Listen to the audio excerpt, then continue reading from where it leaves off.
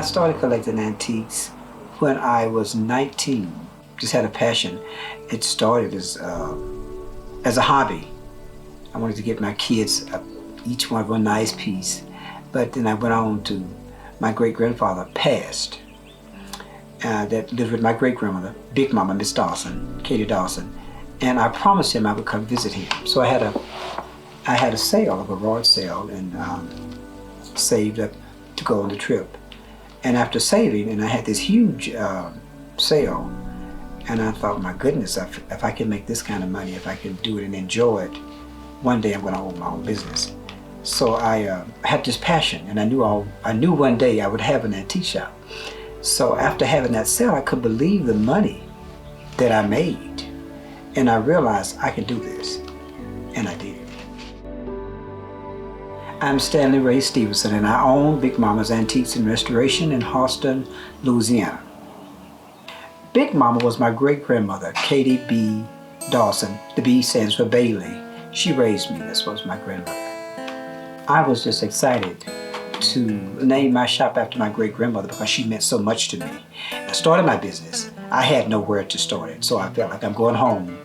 And I started it at my great-grandmother's house in the country where I was raised. It was just very exciting.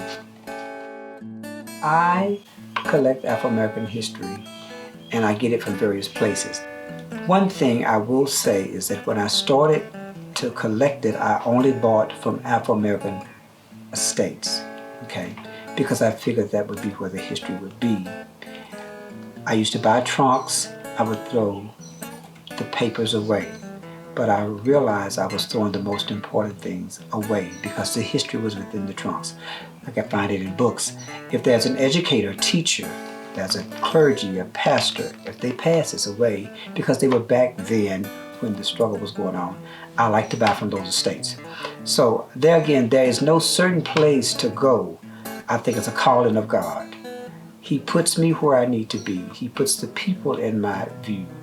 And because what I'm saving is very, very rare.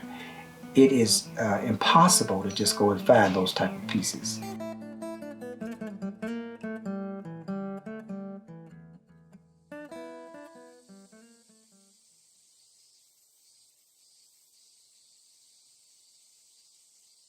In my collecting of antiques, and especially the Afro-American history, every now and then I will find something that totally takes me down, and I have to recoup.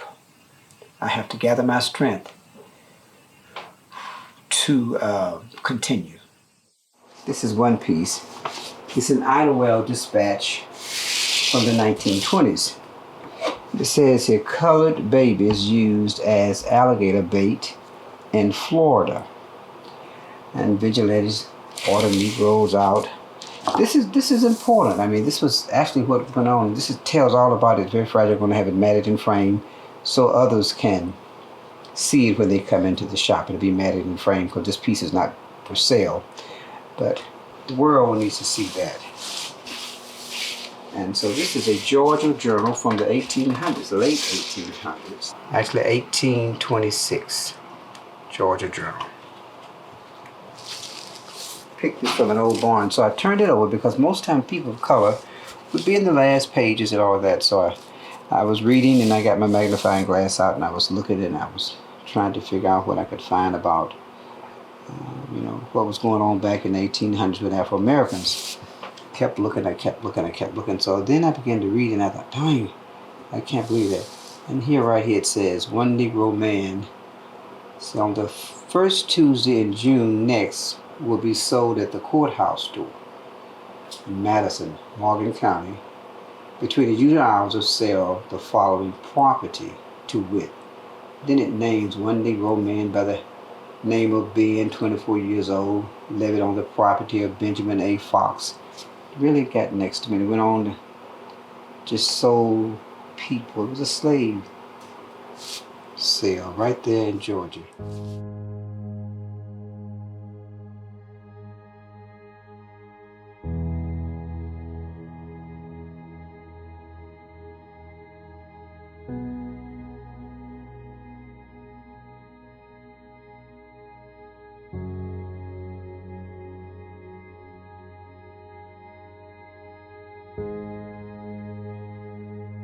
come to my shop, you'll see more historical items. Books, photographs of schools, photographs of universities, pictures of various people, opposed to a mammy or a darky. Not that I don't have those, but derogatory items were to degrade Afro-Americans. So really I feel that those items should not be sold. You never hear of this one person that was a professor that started out as a school teacher, went on to do great things, like Mr. Riley Player that was a school teacher, have things of him. You never see that. And so those are the things that I collect, because that's a positive part of our history. That's a struggle. And we as a people now are standing on his shoulders. He paved the way. Or to see a colored funeral home, because we all had businesses.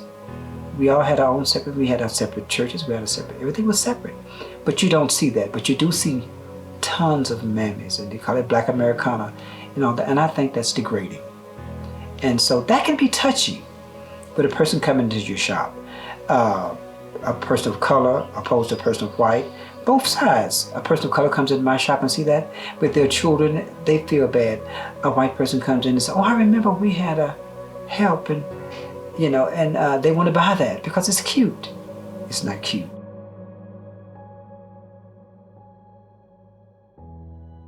This is a very significant piece because it was taken during a time when Afro-Americans could not just stay in any motel or any hotel in any city.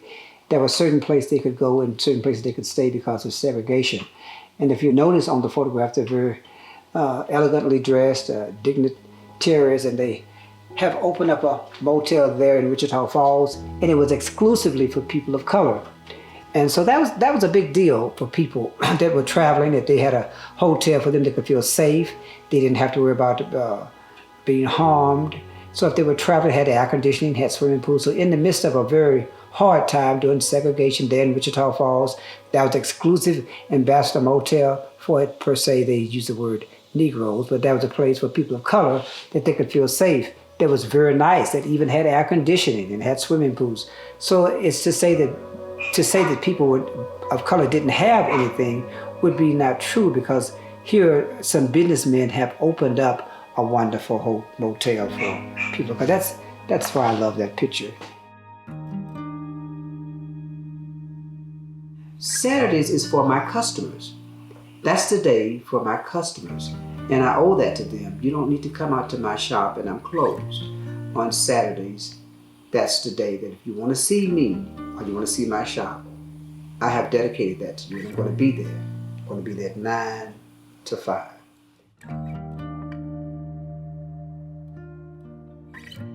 I think that it would be wonderful for college students, for school children, to have exhibits to come out and view the many, many artifacts that I have collected, especially about schools and universities, because it would be wonderful for them to know that the school that they're now going to was once started for Afro-Americans, and they have no idea. Many of them don't have any idea.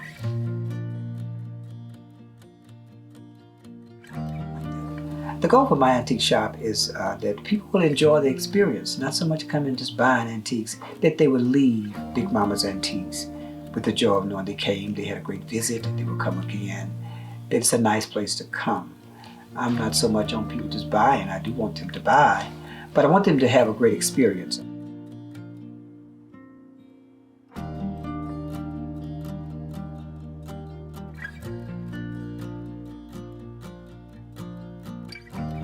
I would say to anybody, not only people of color, but to all people, that history is very important. And just to sell a piece of history for the money, you're really not helping to solve the struggle. So I would say because of the struggle of any race, not only just Afro-Americans, history is important and it should be preserved. And I would think that people that have these pieces, their family members, they should preserve them. They should teach their children. This is how it was. This is very important. Boys playing by themselves. I was going to put in the screen door. And then this is us together. I like together. I like the fact that at some point we really need to be together. That would be nice. That would, That would be nice. that would be nice. Genuinely together.